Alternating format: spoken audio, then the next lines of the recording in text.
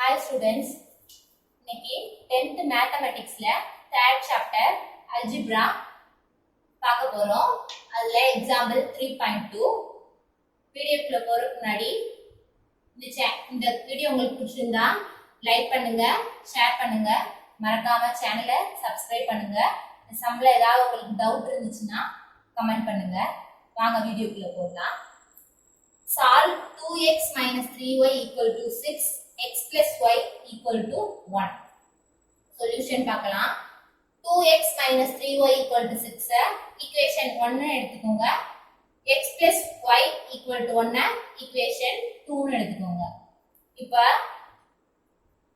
first equationம் second equationம் சேமா இருக்கான்னு பாருங்க. இல்ல x க்கு முன்னாடி இருக்க கான்ஸ்டன்ட் டேர்ம் ரெண்டுலயும் வேற வேற மாதிரி இருக்கு. அதாவது இங்க 2 இருக்கு, இங்க 1. எதுவுமே இல்லைன்னா 1 இருக்குன்னு அர்த்தம்.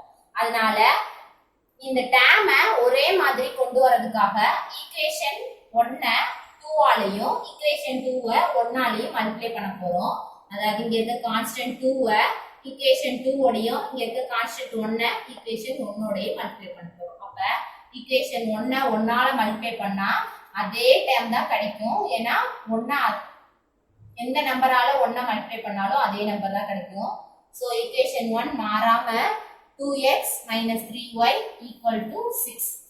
ஈக்குவேஷன் 2 இங்க இருக்க x க்கு முன்னாடி கான்ஸ்டன்ட் டேர்ம் 2 ஆல மல்டிப்ளை பண்ணனும். அப்ப 2x into 2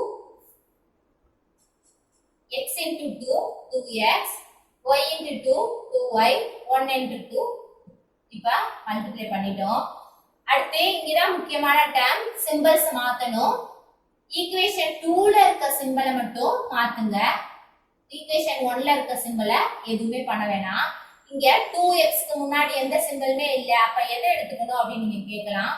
சிம்பல் எதுவுமே இல்லைன்னா அங்க என்ன இருக்கிறதா அர்த்தம், எப்பவுமே பிளஸ் இருக்கிறதா தான் நீங்க கன்சிடர் பண்ணணும். அப்ப பிளஸ்ன்னு இருக்கு, நம்ம அதுக்கு ஆப்போசிட் சிம்பலான மைனஸ் எடுத்துக்கலாம். இங்கேயும் பிளஸ் இருக்கு, ஆப்போசிட் சிம்பல் மைனஸ் எடுத்துக்கோங்க. இந்த 2க்கு முன்னாடி பிளஸ் இருக்கிறதா இருக்கும், இங்கேயும் ஆப்போசிட் சிம்பல் மைனஸ் எடுத்துக்கோங்க. இப்போ இங்க பிளஸ் 2x, இங்க மைனஸ் 2x. அப்ப பிளஸ் 2 மைனஸ் 2 0. 0க்கு வேல்யூ இல்லாதனால இதை கேன்சல் பண்ணிடுங்க.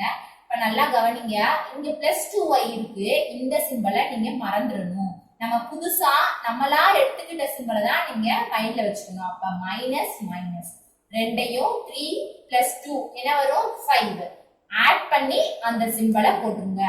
ரெண்டு சிம்பலும் ஒரே மாதிரி இருந்துச்சுன்னா ஆட் பண்ணி சிம்பலை அப்படியே போடணும். பிளஸ்ஸா இருந்தாலும் ஆட் பண்ணணும், ரெண்டும் மைனஸா இருந்தாலும் ஆட் பண்ணி ஆனா மைனஸ் சிம்பல் போடணும். அப்ப மைனஸ் 5y ஈக்குவல் டு 6. இங்க என்ன சிம்பல் இருக்கு, நம்ம புதுசா எடுத்துக்கிட்ட மைனஸ். அப்ப மைனஸ் 2 6 மைனஸ் 2 6ல இருந்து 2 போச்சுன்னா 4. அப்ப நமக்கு கிடைச்சது என்னது மைனஸ் 5y ஈக்குவல் டு 4. அப்ப இப்ப நமக்கு தேவையானது y மட்டும்தான். அப்ப y மட்டும் இங்க இருக்கட்டும். மல்டிப்ளைல இருக்க 5 இங்க இருக்கும்போது டிவைடட் ஆயிரும். 5 இங்க என்ன இருக்குதா அர்த்தம், இடையில இன்டு இருக்குதா அர்த்தம். 5க்கும் yக்கும் இடையில இன்டு இருக்குதா அர்த்தம். அதனால அந்த மல்டிப்ளை வந்து அந்த சைடு போகும்போது டிவைடட் ஆயிரும். சோ ஆன்சர் வந்து y equal to minus 4/5. y இப்ப நமக்கு கிடைச்சிருச்சு. இப்ப நம்ம x கண்டுபிடிக்க போறோம். ஈக்குவேஷன் ரெண்டு ஈக்குவேஷன் இருக்கு. y வந்து நம்ம ஈக்குவேஷன் 2ல சப்ஸ்டிட்யூட் பண்ண போறோம்.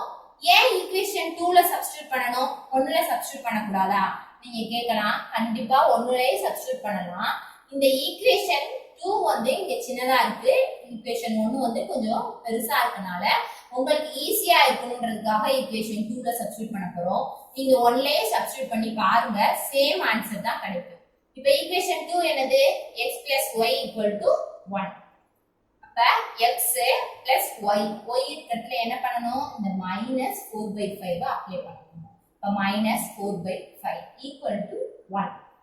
அடுத்து இங்க minus 4/5 அந்த சைடு போனா, அதாவது கான்ஸ்டன்ட் டேர்ம்லாம் ஒன் சைடா கொண்டு வாங்க.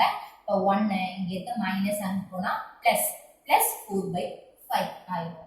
அப்போ இங்க இத கிராஸ் மல்டிபிள் பண்ணனும். அப்ப 1 5 is 5 plus 4 5 plus 4 9. கீழ இருக்க டினாமினேட்டர்ல இருக்க 5 அப்படியே போட்டுறணும். அப்ப x equal to 9/5. இந்த ஆன்சர் நமக்கு ஆன்சர் கிடைச்சாச்சு. x equal to 9/5, y equal to -4/5. Thank you students.